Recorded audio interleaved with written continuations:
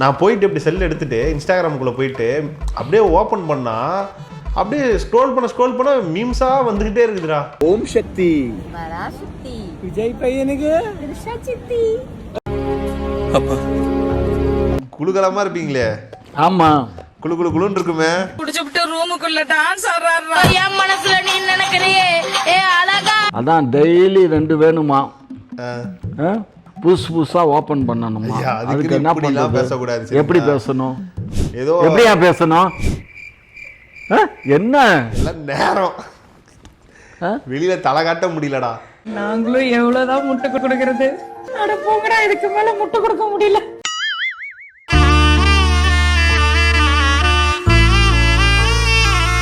Hello gangsters, எல்லாரும் எப்படி இருக்கீங்க? கேங்ஸ்டர்ஸ், நான் உங்கள் ஜெய்மணிவேல்.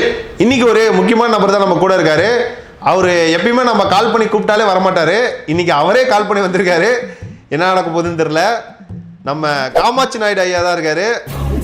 வணக்கம். எங்க வணக்கம், எப்படி இருக்கீங்க? நலமா இருக்கையா? நல்லா குளுகலமா இருப்பீங்களே. ஆமா, குளுன்னு இருக்குமே. யாரோ ஒருத்தர் குடுமையும் குடுத்தனமா இருக்காரு. நான் அதை பார்த்து ரசிக்க வேண்டாமா?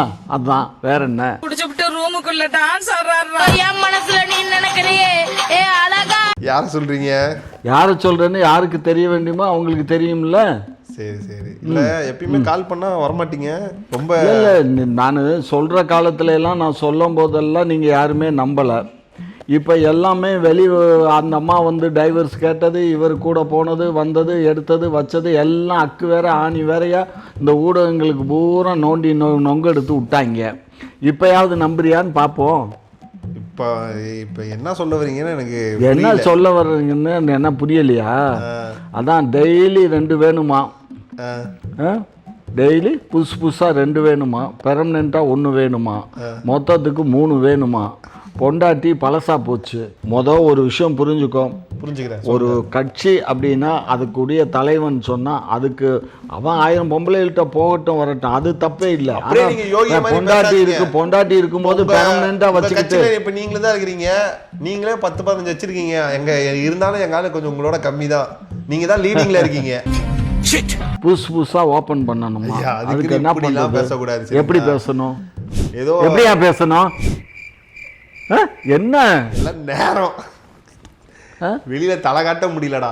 நாங்களும் எவ்வளவுதான் முட்டை கொடுக்கறது? அட போங்கடா, இதுக்கு மேல முட்டை கொடுக்க முடியல. நாமளே எவ்வளவு பேத்து அடிச்சிருக்கோம். உங்க விஜய் உயிரென வரனா அவங்க வாழலைங்கிறது தெரியுது. வாழல, அப்புறம் என்ன கொய்யா இலையா இல்ல வேப்பிலையா சேர்ந்து வாழவில்லை. ஒழுக்கமானவன ஒரு தலைமை. அவரை பத்தி விஜய் அவர்களும் ஒழுக்கம் இல்லாதவங்கிறீங்களா? ஆமா. இப்ப கல்யாணம் ஏன் சார் தேவையில்லாத வாங்கி கட்டிக்கிட்டு இருக்கீங்க? இப்படியே நம்ம அடிச்சவங்களே நம்ம தேடி வந்தாங்கன்னா நம்மளாலே ஒண்ணுமே பண்ண முடியல. சரி ஐயா, அங்க பாருங்க, இப்போ வந்து தளபதி விஜய் அவர்களும் திர்ஷா அவர்களும் ஒரு ஃபங்க்ஷனுக்கு போயிருக்காங்க. அவ்வளவுதான். ஐயோ, நான் அவங்கள சொல்லவே இல்லை. நான் பொதுப்படையாக தான் பேசுனேன். ஃபங்க்ஷனுக்கு போனா என்ன, ஃப்ளைட்டில் போனா என்ன, கல்யாணத்துக்கு போனா என்ன, ரூமில் போய் படுத்தா என்ன, என்ன சொல்ல சொன்னா என்ன சொல்லிட்டு இருக்க? இது சினிமா நடிகரும் நடிகைக்குள்ள சர்வ சாதாரணமான நிகழ்வுகள். இதெல்லாம் வந்து நம்ம குற்றம்னு சொல்ல இயலாது. ஒரு சினிமா படத்தில் ஒரு பெட்ரூம் காட்சி இருக்குன்னா பெட்ரூமில் 2 பேரும் படுத்து அவங்க முதல் இரவு கொண்டாடுவாங்க. அது வந்து சினிமாவில் கொண்டாடுவாங்களா? ஆமையா, கல்யாணம் நடக்குது, திரைப்படத்தில் ஒரு மேரேஜ் நடக்குது. மேரேஜ் நடந்ததுக்கு அப்புறம் இரவு அதுதானே காட்டுவாங்க. காட்டுறதெல்லாம் சரிதான். ஏன் நடக்காததெல்லாம் நடந்த மாதிரி எப்படி முதல் இரவு தானே காட்டுவாங்க. முதல் இரவு காட்டுவாங்க. முதல்ல இருந்தே ரொம்ப தப்பா பேசி. நான் சொல்றதுல என்ன தப்பு இருக்கு? எந்த திரைப்படத்திலேயாவது அதை காட்டாம இருக்கான்னு சொல்லு. என்ன இல்லை, இதெல்லாம் பார்க்கணுன்னா அப்போ ரூம் போட்டு முதல்லையே பூஜை பண்ணனா தானே அங்கே வந்து மற்ற ஆட்களுக்கு முன்னாடி நடிக்க முடியும். இப்போ நீங்க ஏன் சம்மந்தம் இல்லாம பேசுறீங்க? சம்மந்தப்படுத்துவோம். நான் சம்பந்தத்தோட தான் பேசுறேன். ஒரு விஷயம் நல்லா புரிஞ்சுக்கோ. ஒழுக்கங்கிறது திரிஷா விஜய் கீர்த்தி சுரேஷ்னா அந்த பொண்ணு கல்யாணம் ஆகி போயிடுச்சு. அதனால அந்த பொண்ணை விட்டுடு. அப்ப திரிஷா விஜய் காமாட்சி நாயுடா எப்படி வேணாலும் வச்சுக்கோ. நீ வச்சுக்கிட்டாலும் சரி வச்சுக்கிட்டாலும் சரி, எங்களுக்கு அதை பத்தி கவலை இல்லை. சரியா? என்கிட்ட கிட்டத்தட்ட ஒரு 10 ஆண்டுகளுக்கு முன்னாடியே பெத்த ஒருத்தர் என்கிட்டயே சொல்லி புலம்பி அழுதாரு. என்ன அழுதாரு? ஆத்தாளியும் மாலையும் ஒருத்தன் வச்சிருக்கேன்னு சொன்னாரு. இதுக்கு மேல என்ன வேணும்? பச்சைதான் சொன்னாரு. என்ன வேணாம்? என்னயா வேணாம்? சொன்னதான் சொன்னேன். நானா ஒன்றும் சொல்லலப்பா. நான் இப்பயே அதனாலதான் அவங்களுக்குள்ள பேச்சு நினைச்சானே. நான் போயிட்டு இப்படி செல் எடுத்துட்டு இன்ஸ்டாகிராமுக்குள்ள போயிட்டு அப்படியே ஓபன் பண்ணா அப்படியே ஸ்க்ரோல் பண்ண மீம்ஸா வந்துகிட்டே இருக்குதுடா. ஓம் சக்தி, பராசக்தி, விஜய் பையனுக்கு சித்தி.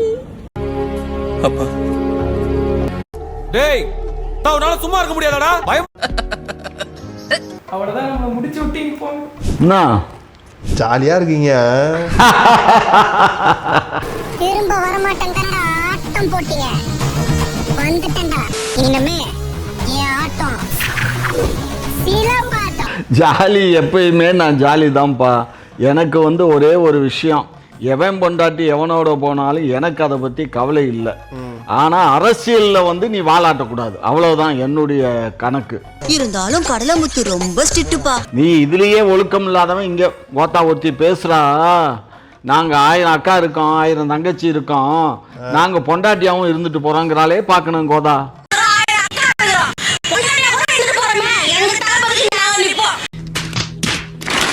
இப்படி எல்லாம் இருக்க ஆளுகளை இவளுகளை எல்லாம் வச்சு என்ன செய்ய? சத்தியமா அது வேணா உண்மைதான்டா. வாயை வச்சுட்டு கம்முன்னு இல்லாம போயிட்டு பேட்டி கொடுக்குறேங்கிற பேர்ல தேவையில்லாம பேரை கெடுக்கிறாங்க. இன்னொரு ஒரு பொண்ணு ஒண்ணு என்ன சொல்லிட்டு இருக்குன்னா, கூட்டுறவ 4 புருஷன் வச்சிருக்கான், எங்கள்கிட்ட காசு இருக்கு, நாங்க வச்சுக்காம போவோம். எனக்கு எதிரிங்க வெளியே இல்லடா, கூடவே இருக்கீங்க. கூட்டுறவன் கூட 4 பொண்டாட்டி வச்சிருக்கான், ஏன் நாங்க அவரு வச்சுக்க கூடாதா? வச்சிக்க கூடாதுமா, வச்சிக்க கூடாது. ஒழுக்கங்கிறது எல்லாத்துலயும் இருக்கணும். அரசியலுக்குன்னு வந்தா அரசியலுக்கு வர்றதுக்கு முன்னாடி நீ எப்படி வேணாலும் இரு, தப்பு இல்லை. அரசியலுக்கு வந்துட்டு நடிகர்னா தப்பு தண்டா பண்ணித்தாங்கன்னு ஆகணும். அது எல்லா நடிகரும் பொருந்தும் கண்ணு. அதனால மேற்படி ஆளுக்குன்னு தான் நான் சொல்லலை, எல்லாருக்குமே பொருந்தும். நடிகையாக இருந்தால் அது இருக்கும். அதோட அத்து விட்டணும். இப்போ நம்ம போகிறோம் மும்பை ரெட் லைட் ஏரியாவுக்குள்ளே போகிறோன்னா அதை காசை கொடுக்குறோமா, போனோமா, வந்தோமா, முடிஞ்சு போயிடணும். அதுக்கப்புறம் அங்கேருந்து கூட்டிகிட்டு வச்சுக்கிட்டு அது இந்த படத்தில் ஒருத்தன் நடத்திருப்பான், ஒரு திரைப்படத்தில். ஐயாக்கு நிறைய அனுபவம் இருக்கும் போலயே. இல்லை திரைப்படத்தில் பார்த்தது தான் அவன். என்ன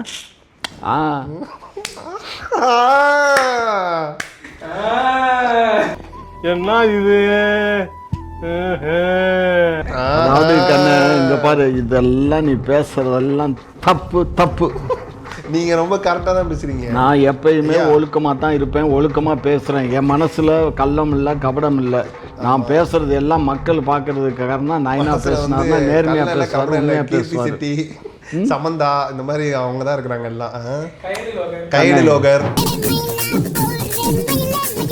என்னதான் இருந்தாலுமே நம்ம ஒரு பொது வாழ்க்கைக்கு வந்தவங்கள அவங்களோட பர்சனல் லைஃபை இழுக்கக்கூடாது. எது பர்சனலு? அவன் கட்சிக்கு வராமல் அவன் சினிமாவில் மாத்திரம் நடிச்சுட்டு இருந்தான்னா யாரும் இழுக்க மாட்டோம்.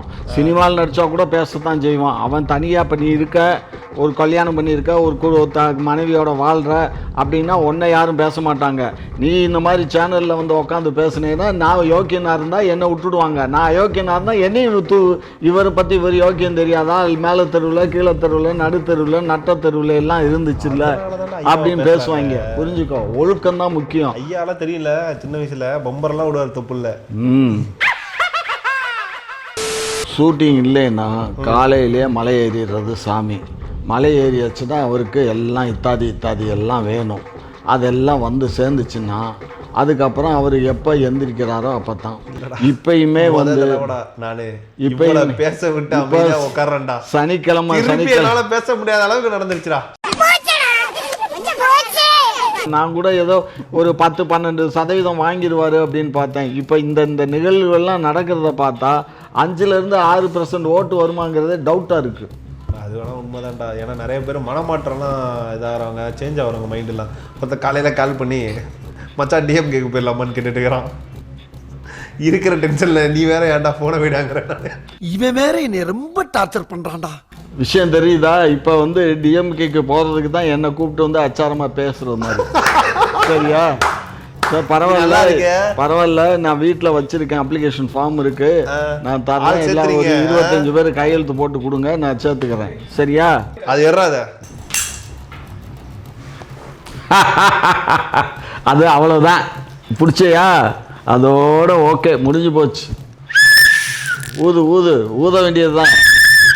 ஊது, எல்லாம் ஊதியாச்சு, சங்கு ஊதியாச்சு, அவ்வளவுதான். கோவிந்தா கோவிந்தா.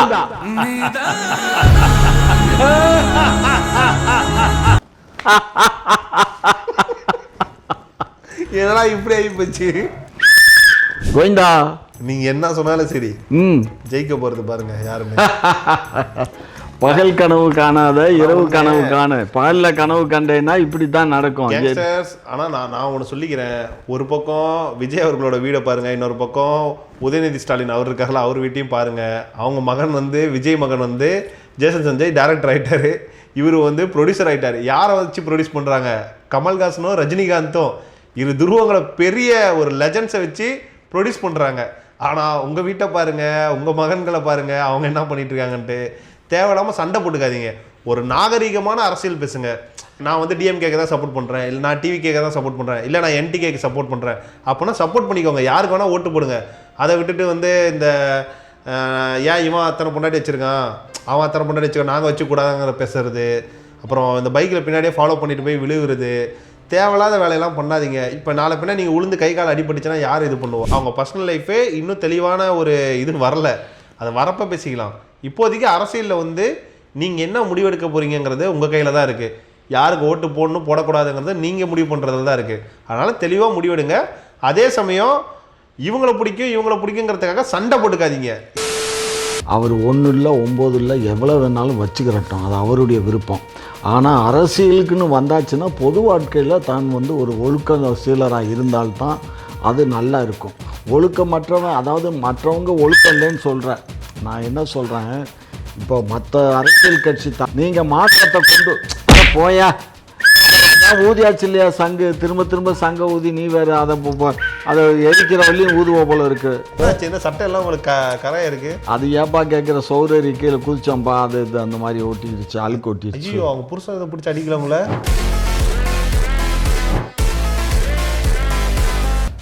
அட எங்கள் ஸ்டுடியோவில் நான் அந்த சோகத்தை தாண்டி அப்படி தவுனம்பா. பக்கத்துலேயே இருக்க வீடு. ஆமாம், இந்த விஷயம் செவ்வரி குதிக்கிறீங்க ஜாலியா.